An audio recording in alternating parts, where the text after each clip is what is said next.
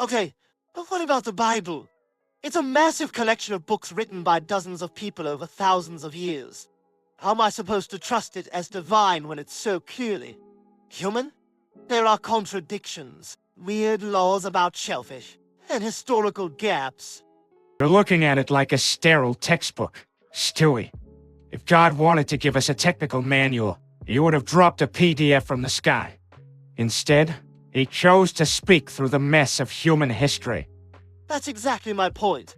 If it's filtered through humans, doesn't that just make it a human book? Why should I base my entire morality on what a Bronze Age shepherd thought about the world? Because that shepherd was recording an encounter with something bigger than himself. Think of it like a composite sketch. One witness sees the eyes, another sees the height. They might disagree on the color of the jacket, but they're all pointing at the same person standing in the room. But some of those witnesses say things that feel wrong now. The violence, the rigid rules, it doesn't match the God is love part. The Bible isn't a flat map where every verse has the same elevation. It's a progressive reveal. You're seeing the people grow up. You don't judge a man's character by what he babbled as a toddler, right? You look at where the story ends. For us, the story ends with Jesus. So I can just ignore the parts that don't fit. Not ignore wrestle.